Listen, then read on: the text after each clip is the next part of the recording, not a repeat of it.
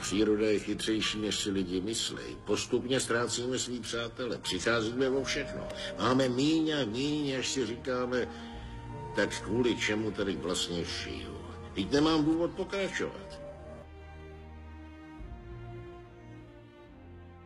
Svět není jen samý slunce a duha, je to hodně zlý a drsný místo. A i když jsi sebesilnější, srazí tě na kolena a nechá tě klečet, když to připustíš. Nikdo nerozdává tak tvrdý rány jako život.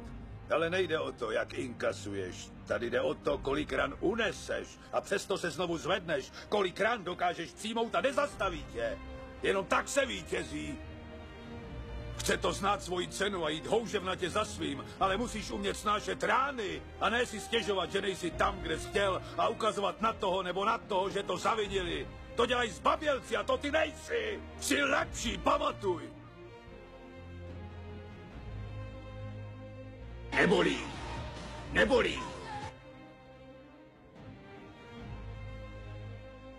Nejde o to, jak inkasuješ. Jde o to, kolik ran uneseš. A přesto se znovu zvedneš. Kolik ran dokážeš přijmout a nezastaví tě. Vstaň!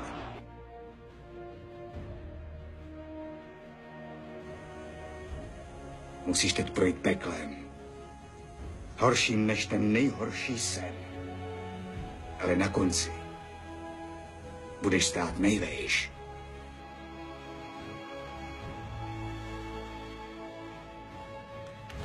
Je to tady. Na tento den jsme čekali. Vím, že jste nervózní. Já taky. Je to i můj zápas.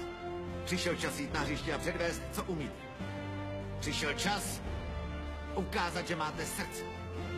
Teď přišel čas dokázat sami sobě i všem ostatním tam venku, že i když jste zavření, nejste jen tak někdo. A že máte svou cenu.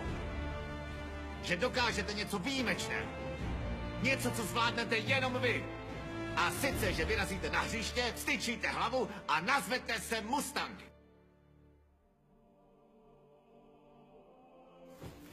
Největší strach nemáme z toho, že jsme neschopní. Největší strach máme z toho, že jsme nepřemožitelní. Je to naše světlo, ne temnota, co nás nejvíc děsí. Hroutři zdi světu neposloužíte, není nic osvíceného na tom, když se budete krčit, aby se lidé kolem cítili lépe. Byli jsme stvoření, abychom zářili. Není to jen v někom z nás, je to v nás všech. A když dovolíme našemu světlu zazářit, nevědomky tím dáváme možnost ostatním učinit to. A když se zbavíme vlastního strachu, zbavíme tím navždy strachu i ostatní.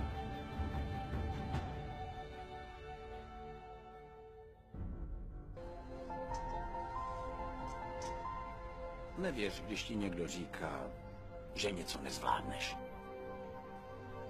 Ani když jsem to já. Ano? Ano. Když máš sen, musíš ho uskutečnit. Když někdo prohraje, tak ti bude povídat, že prohraješ i ty.